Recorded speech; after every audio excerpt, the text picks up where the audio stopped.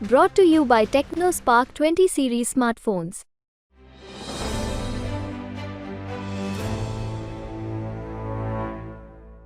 नमस्कार, मैं हूं हेमेंद्र शर्मा और आप देख रहे हैं एमपी राउंडअप। छिंदवाड़ा में कमलनाथ के करीबियों का भारतीय जनता पार्टी में जाने का सिलसिला रुकने का नाम नहीं ले रहा है। पहले विधायक कमलेश शाह भारतीय जनता पार्टी में गए और अब छिंदवाड़ा के मेयर विक्रम अहिके ने भी भारतीय जनता पार्टी का रास्ता कर लिया है। इससे पहले कमलनाथ के बेहद करीबी सैयद जाफर और छिंदवाड़ा में कमलनाथ के हनुमान के नाम से जाने वाले दीपक सक्सेना के पुत्र भी भारतीय जनता पार्टी में चले गए। खबर तो ये भी आ रही है कि इसी हफ्ते दीपक सक्सेना भी भारतीय जनता पार्टी में शामिल हो जाएंगे। लेकिन एक रोचक तथ्य जो इन सभी लोगों के भारतीय जनता पार्टी में जाने के पीछे या जाने के बाद जो सामने आया वो ये कि भारतीय जनता पार्टी में शामिल होने से पहले ये सभी लोग या तो कमलनाथ से मिलने पहुंचते हैं या उनसे बात करते हैं, लेकिन कमलनाथ इनको भारतीय जनता पार्टी में जाने से रोकते नहीं हैं। इन लोगों की नाराजगी तो सिर्फ नकुलनाथ से है जो कि छिंदवाड़ा से सांसद हैं और कमलनाथ के पुत्र भी हैं। तो सवाल यही है कि आखिरकार कमलनाथ ये जो लोग भारतीय जनता पार्टी में जा रहे हैं, जो उनके बेहद करीबी माने जाते हैं, उनको आखिरकार रोक क्यों नहीं रहे हैं। और ये लोग जो भारतीय जनता पार्टी में जा रहे हैं वो नकुलनाथ के बारे में जिस तरीके से बात कर रहे हैं, जैसे विक्रम अहिके ने कहा कि आदिवासियों का अपमान हुआ है, तरह तरह की बातें नकुलनाथ के बारे में की जा रही हैं, उससे जो आने वाला चुनाव है उस पर क्या असर पड़ेगा। और इन तमाम बातों इस पूरे मुद्दे पर बात करने के लिए हमारे साथ मौजूद हैं senior journalist mister Arun Dikshit. Sir, बहुत बहुत स्वागत है। मैं आज सबसे पहले आपसे शुरुआत करना चाहूंगा। डॉक्टर हितेश वाजपेयी हैं, भाजपा के प्रवक्ता है, वरिष्ठ प्रवक्ता है। उन्होंने एक्स पर अभी थोड़ी देर पहले पोस्ट किया है और मैं वो पढ़ के आपको सुनाना चाहता हूं। कौरवों की ओर से युद्ध करना भीष्म की विवशता थी क्योंकि वो वचन से बंधे हुए थे, परंतु पांडवों का वध करके वो अधर्म नहीं करना चाहते थे। सार यही है कि बड़े बुजुर्गों का सम्मान देना और उनका आशीर्वाद लेने से बड़े कष्टों का हरण हो जाता है। इसलिए अपने वरिष्ठों का कभी अवहेलना नहीं करनी चाहिए और उनको हमेशा मान सम्मान देना ही चाहिए। और जिस परिवार में ऐसा नहीं होता है वहां सब तरफ दुख, अंधकार और पराजय होती है। और उसके बाद उन्होंने कुछ सावधानियां लिखी हैं कि जहां जहां भीष्म लिखा है उसे आप कमलनाथ मत पढ़िए। तो उनसे तो नहीं कहा था किसी ने कि कमलनाथ पढ़े इसको, लेकिन वो कह रहे हैं कि कमलनाथ मत पढ़िए, बताओ कमलनाथ पढ़िए। और इस कहानी को कांग्रेस के प्रथम परिवार से घटित हो रही मूर्खताओं से ना जोड़कर देखिएगा। मैंने सोनिया जी की तुलना धृतराष्ट्र और राहुल जी की तुलना दुर्योधन से नहीं की है। जयराम रमेश कहीं से भी शकुनी नहीं लगते हैं। पांडव आज के युग के भाजपाई हो सकते हैं और सत्य और देश के लिए समर्पित हैं। सर, सबसे पहले तो ये कि ये खुद को पांडव कह रहे हैं भाजपाई, और कमलनाथ को भीष्म पितामह मत देखिए, मतलब कहना चाह रहे हैं कि वो भीष्म पितामह, इस तुलना को आप कैसे देख रहे हैं? हेमंत जी, इसको अगर हम जैसे उन्होंने कहा कि कमलनाथ मत पढ़िए, हम गांधी परिवार को नहीं कह रहे हैं, तो जो वो लिख रहे हैं वो आज कांग्रेस में नहीं बीजेपी में ज्यादा हो रहा है जी। नरेंद्र मोदी ने जिस तरह से पूरे घर के बुजुर्गों को किनारे किया, जो पुराने थे 70 से ऊपर, चाहे मुरली मनोहर जोशी हो, चाहे लाल कृष्ण आडवाणी हो, ऐसे तमाम लोग जो अब और अलग हुए हैं, तो वैसे तो सीधे सीधे जो है अगर सामान्य रूप से देखा जाए तो हितेश वाजपेयी का ये कटाक्ष सीधे बीजेपी में जाता है। लेकिन जब वो कह रहे हैं और जिस तरह से कमलनाथ को वो भीष्म पितामह बता रहे हैं, तो अभी इसको बिटवीन द लाइन्स पढ़े, जो वो चाहते हैं अगर उसको पढ़े तो भाई गांधी परिवार धृतराष्ट्र और कौरव है और बीजेपी पांडव है, तब ये उनकी व्याख्या है। लेकिन उनका जो कहा है वो दोनों पर बराबर लागू हो रहा है। नहीं सर, मैं आपसे सवाल इसलिए कर रहा हूं कि पांडवों के तो बेहद करीबी थे भीष्म पितामह को अर्जुन बहुत प्रिय थे, पांडव बहुत प्रिय थे, और एक तरह से कमलनाथ को वो भीष्म पितामह कहने की कोशिश कर रहे हैं और खुद को पांडव तो वो बहुत करीबी हैं, बहुत प्रिय हैं एक दूसरे के। इससे आपको कोई नहीं, आप देखिए ये जो बीजेपी की एक नई चाल है जी, कि जिन कमलनाथ को 2018 से अब तक लगातार, इन्हीं हितेश वाजपेयी के कई ट्वीट मिल जाएंगे जो पहले एक्स से पहले, जो उन पर लगातार हमले कर रहा था पूरी भाजपा, अब अचानक पिछले एक महीने से याद करिए कि एक दिन ये हो गया था कि चले गए पहुंच गए आ गए, लेकिन वापस लौट आए थे। आज विडंबना यह है कि सच बात यह है कि कमलनाथ एकदम अकेले हैं, पार्टी उनके साथ नहीं है। क्यों? क्योंकि वो पार्टी में नहीं है। एक तरह से देखें तो अब एक वर्तमान विधायक पर है, कोई पद नहीं है। पूर्व प्रदेश कांग्रेस अध्यक्ष हैं, पूर्व केंद्रीय मंत्री हैं, पूर्व मुख्यमंत्री हैं। और आज जब आपने जैसा कि कहा कि उनके सबसे करीबी दीपक सक्सेना के घर मोहन यादव और कैलाश विजयवर्गीय और तमाम लोग जाके दावत खा के आते हैं। दीपक सक्सेना का बेटा जो है वो कांग्रेस छोड़ के बीजेपी में जा रहा है और दीपक भी जा सकते हैं, तो बचा कौन?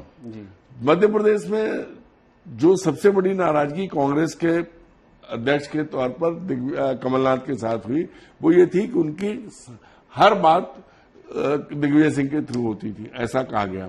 आज दिग्विजय सिंह भी कमलनाथ के साथ नहीं है, क्योंकि दिग्विजय सिंह राजगढ़ के रण में फंसे हुए हैं, वो अलग लड़ रहे हैं। तो मुझे ऐसा लगता है कि हितेश वाजपेयी एक फॉल्स वो क्रिएट कर रहे हैं जिसके तहत कमलनाथ के प्रति सहानुभूति हो और ये दिखाएं। दरअसल ये कुरेद रहे हैं कि कमलनाथ के साथ आज कोई नहीं है, जो उनका नेतृत्व है। ये सच है, केंद्रीय नेतृत्व ने कमलनाथ को अकेला छोड़ा है और जिस तरह उन्हें हटाया गया था बेहद अपमानजनक था। बाद में कोई उनके साथ भी नहीं आया। लेकिन सर एक ये तथ्य भी तो है, इसको भी तो नहीं नकारा जा सकता कि ये जो कांग्रेस पार्टी की सेंट्रल लीडरशिप है उन्होंने उनको भरपूर मौका दिया। पहले वो यहाँ 2018 में प्रदेश अध्यक्ष बन के आए, उसके बाद यहाँ चुनाव जीते, सरकार बनी, सरकार बनने के बाद सरकार गिरी। जब सरकार गिरी तो उसके बाद उनको हटाया नहीं गया, वो प्रदेश अध्यक्ष रहे और 2023 का चुनाव उनके नेतृत्व में लड़ा गया। लेकिन वो 40% वोट शेयर पाने के बावजूद भी सीटें आपने देखी कितनी हुई। और आखिरी दिनों में कमलनाथ का जिस तरीके से कैंपेन था वो आपने देखा। वो छिंदवाड़ा चले गए थे, कोई 10 दिन में भारतीय जनता पार्टी के लिए खुला मैदान छोड़ दिया गया था। तो नहीं, ये सारी बातें हैं। ये उसके सब बाद बातें क्या हैं। ऑप्शन बचा था कांग्रेस हाईकमान के पास? नहीं, मैं वही कह रहा हूं कि ये सारी बातें हैं, लेकिन तब जब ये हो रहा था जी, तब भी कांग्रेस हाईकमान इंटरफेयर कर सकती थी, हस्तक्षेप कर सकती थी। मध्य प्रदेश में अगर घर बचाना था तो कांग्रेस हाईकमान को तत्काल हस्तक्षेप करके दूसरे लोगों को आगे लाना चाहिए था। ऐसा नहीं कि मध्य प्रदेश में कांग्रेस के पास नेता। क्या आपको लगता है सर कि भाई कांग्रेस हाईकमान के पास वो अथॉरिटी थी कि वो कमलनाथ को उस समय दरकिनार कर सकते थे मिडिल ऑफ एन इलेक्शन में? अगर वो चाहते तो कभी भी कर सकते थे। अच्छा सर, मेरा अगला सवाल ये है कि ये सब लोग जा रहे हैं भारतीय जनता पार्टी में। पहले कमलनाथ जा रहे थे, अब ये सब लोग जा रहे हैं। सैयद जाफर एक दिन गए, फिर कमलेश शाह चले गए, दीपक सक्सेना के बेटे चले गए, विक्रम अहीके चले गए, दीपक सक्सेना खुद जा रहे हैं, और भी 2-4 विधायक जा सकते हैं। और हर कोई भी आदमी कमलनाथ के बारे में कुछ नहीं कह रहा है, वो हमारे पिता तुल्य हैं, ये सब लोग कह रहे हैं। और जाने से पहले वो कमलनाथ से मिलते भी हैं और उनको रोकने की भी कोशिश नहीं की जा रही है। इसका क्या मतलब है? भाई मुझे जो समझ आ रहा है कि पिछले 45 साल में छिंदवाड़ा में कांग्रेस कमलनाथ, के फॉर कमलनाथ, के फॉर कांग्रेस एक दूसरे के पर्याय हो गए थे। वहां ना कोई कांग्रेस का संगठन था, ना वहां कोई नेता था, सिवाय जिसको कमलनाथ ने चाहा उसे नेता बनाया।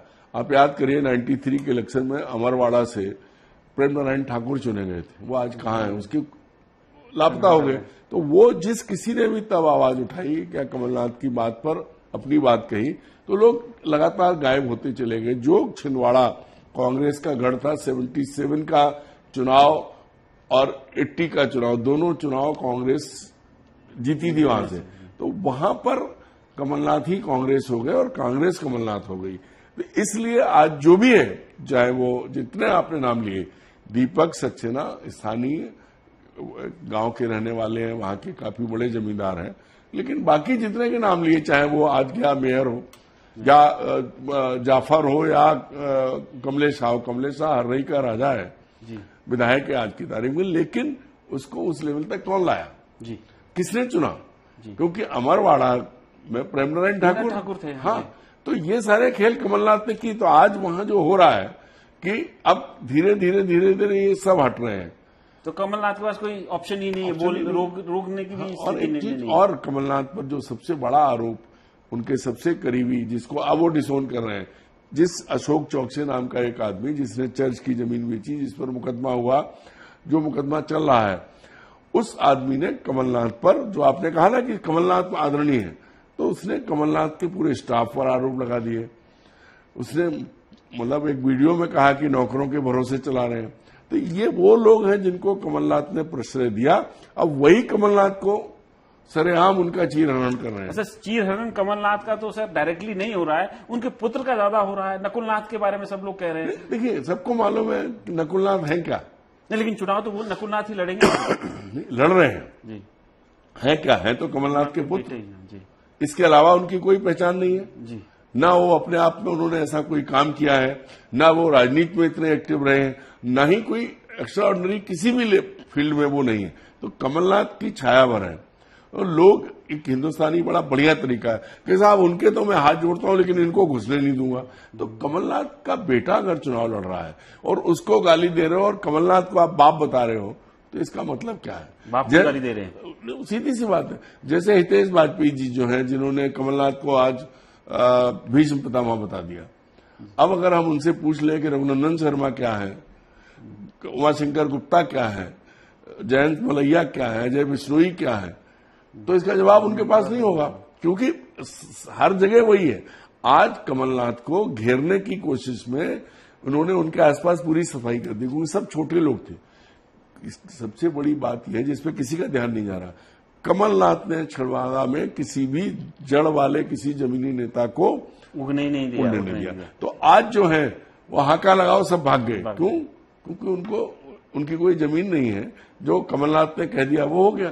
कमलनाथ जिसको आगे ले आए वो निकल गया, जिसको कमलनाथ ने किनारे किया वो हो गया। तो ये जो सबसे बड़ा खेल है कि कांग्रेस नहीं है, वहां कमलनाथ थे, और कमलनाथ के साथ आज उनके जो लोग कहे जाते थे वो नहीं है। अच्छा सर, फिर फाइनल और लॉजिकल सवाल ये है कि जिस तरीके से आपने कहा कि भारतीय जनता पार्टी घेर रही है चारों तरफ से और वो घेरते हुए नजर भी आ रहे हैं, क्या इसका इम्पैक्ट चुनाव के नतीजों पर एडवर्सली पड़ सकता है? कमलनाथ के नजरिए से क्या नकुलनाथ चुनाव हार भी सकते हैं छिंदवाड़ा से?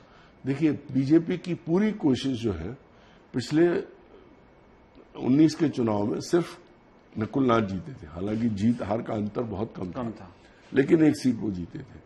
और इस बार बीजेपी की कोशिश ये है कि कमलनाथ को मैदान में ही ऐसी शिकस्त दी जाए, क्योंकि पिछले दिनों 3 महीने पहले जो चुनाव हुए थे उनमें छिंदवाड़ा में सारी सीटें कमलनाथ जीते, खुद जीते, तो तब नहीं हारे वो।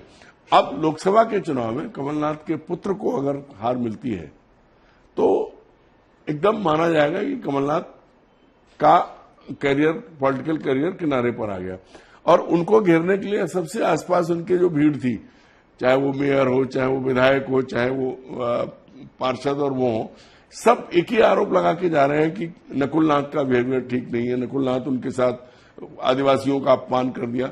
ये हो सकता है, क्योंकि आप सोचिए 45 साल में नकुलनाथ तो वहीं बड़े हुए, जाते आते रहे। 6 साल में तो कुछ नहीं दिखा। हाँ, उन्होंने अपने पिता के साथ जो रहते हुए जो चीजें, जो व्यवहार पहले किया होगा, वो अचानक अब क्यों दिख रहा है? वहीं बड़े हुए नकुलनाथ का लगातार संपर्क बना रहा है। तो ये बीजेपी की एक सुनियोजित रणनीति और साजिश का हिस्सा है कि एक तरफ उनके पूर्व प्रवक्ता जो है उन्हें भीष्म पितामह बताते हैं और दूसरे तरफ उनके आसपास की जमीन खींचने की कोशिश की जा रही है। अच्छा सर, ये बीजेपी की रणनीति है। सर, बीजेपी ऐसा लग रहा है कि बीजेपी छिंदवाड़ा में कमलनाथ को हराना चाह रही है इस रणनीति के तहत। लेकिन जो कुछ महीने पहले, अभी कुछ ही दिनों पहले कमलनाथ और नकुलनाथ दिल्ली गए थे कि बीजेपी में आ रहे हैं, वो क्या था फिर? वो बीजेपी के टॉप लीडरशिप के कंसेंट से नहीं हो रहा था क्या? नहीं, ये चीज मैं आपसे शेयर करता हूं कि मैंने कमलनाथ से पूछा था, बाकी सारी बातें उन्होंने बताई, लेकिन इसका जवाब नहीं दिया। तो मुझे लगता है कि कहीं ना कहीं कुछ न कुछ तो था। अन्यथा सज्जन वर्मा और दीपक सक्सेना, वो दीपक सक्सेना आज जो कमलनाथ को छोड़ रहे हैं, उन्होंने ही तब छिंदवाड़ा में कैमरे पे बयान दिया था कि कमलनाथ का अपमान हो रहा है और उनको छोड़ देना चाहिए। तो इसका मतलब कहीं ना कहीं उसमें कमलनाथ की भूमिका थी। सर, एक अभी आज जो है कुछ दिल्ली से खबर भी प्रकाशित हुई है, अभी कांग्रेस पार्टी के ऊपर जो इनकम टैक्स डिपार्टमेंट, हालांकि आज सुप्रीम कोर्ट से रिलीफ मिला है कुछ, लेकिन जो 1700-1800 करोड़ रुपए का जो क्लेम इनकम टैक्स डिपार्टमेंट ने जो किया है वो 3000 हो गया, 3000 से ऊपर कर दिया। तो वो जो उसके पीछे का कारण ये बताया जा रहा है कि 2013 से लेकर 2019 तक 600 से अधिक करोड़ रुपए कैश कांग्रेस पार्टी को मिला, इसलिए एग्जम्पशन नहीं मिल रहा है। लेकिन जो उस खबर में कोट है, जो उसका खबर का जिस्ट है, वो ये है कि साल 2019 में में जो मध्य प्रदेश में इनकम टैक्स की रेड हुई थी उसमें 20 करोड़ रुपए कांग्रेस पार्टी को कमलनाथ के यहां से गया था, जिसके उनके घर से, ऑफिस से और एक तीसरे लड़के के ऑफिस से जो डॉक्यूमेंट और व्हाट्सएप चैट्स मिले थे उसका सत्यापन हुआ है। तो ओवरऑल ये उस खबर से मैसेज देने की कोशिश की जा रही है कि कमलनाथ के यहां से जो पैसा पकड़ा गया था, जो अलेजेडली एआईसीसी में गया था, उसकी वजह से जो है कांग्रेस पार्टी के ऊपर इनकम टैक्स का जो है इतना बड़ा क्लेम किया गया है। देखिए, टेक्निकली ये चीज सही है, क्योंकि इनकम टैक्स जो बोल रहा है हम लोग वही रिपोर्ट करते हैं, इनकम टैक्स ने जो जानकारी दी वही रिपोर्ट हुई है। लेकिन इसमें आप ऐसे देखो, छापा पड़ा था जब वो मुख्यमंत्री थे, उनके जो कर्मचारी थे उनके यहां भी छापा पड़ा था, उनके एक कर्मचारी की भूमिका भी उसमें बढ़ चढ़ के आकी गई थी। और आज जो बात आ रही है कि वो छापे की वजह से कांग्रेस पर, तो ये मेरा सवाल है आपसे फाइनल, कि कांग्रेस गुनहगार हो गई। जिस आदमी के घर से पैसा पकड़ा गया था, जिस व्यक्ति की तरफ आप इशारा कर रहे हैं, उस व्यक्ति के घर से चैट्स मिले थे, उसके फोन से एविडेंस मिला था, 3-4 लोगों का ये नेक्सस एलिजेडली था, उनके ऊपर कोई कार्रवाई नहीं, उनका कोई दोष नहीं, और कांग्रेस पार्टी पूरी दोषी। नहीं, वही कह रहा हूं, यहां पर फिर वही है कि वो व्यक्ति जो केंद्र में है, जो जिसके आसपास सब कुछ घूम रही, कमलनाथ के पहले नजदीक नहीं था वो कांग्रेसियों के नजदीक था, मनमोहन सिंह सरकार में एक मंत्री के नजदीक था, लेकिन उसके बाद में वो अपने व्यवसायिक हित संभालते हुए कांग्रेस में कमलनाथ के पास आया। कमलनाथ इतने भोले तो नहीं थे कि वो किसको कहां रख रहे थे, तो कहीं ना कहीं या तो कमलनाथ ट्रैप हुए या कमलनाथ सब जानते थे।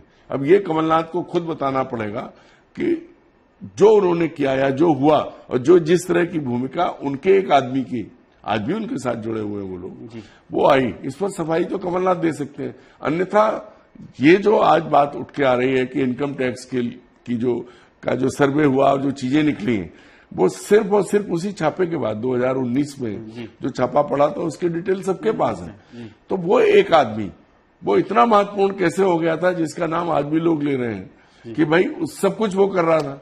तो जो पुराने एम्प्लॉय थे कमलनाथ के, वो भी कटघरे में है, उनकी भी स्थिति हो रही है क्योंकि उनका भी नाम उसमें है, और कमलनाथ ने कुछ नहीं कहा।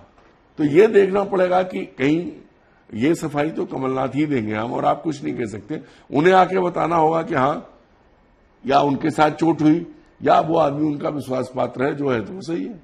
तो भारतीय जनता पार्टी कोशिश तो पूरी कर रही है छिंदवाड़ा में नकुलनाथ और नकुलनाथ के थ्रू कमलनाथ को घेरने की, लेकिन एक तथ्य ये भी है कि 2019 में जो इनकम टैक्स की रेड हुई थी और उस समय जो पैसा रिकवर हुआ था और जो डॉक्यूमेंट्स रिकवर हुए थे, उनके आधार पर कांग्रेस पार्टी के ऊपर इनकम टैक्स डिपार्टमेंट क्लेम कर रहा है। अब कमलनाथ को यह बताना होगा कि क्या उस समय, जैसा अरुण दीक्षित जी ने भी कहा, कि क्या वो ट्रैप हो गए थे या उनको सब मालूम था, ये बात, इसका जवाब तो सिर्फ और सिर्फ कमलनाथ ही दे सकते हैं। एमपी राउंडअप में आज सिर्फ इतना ही।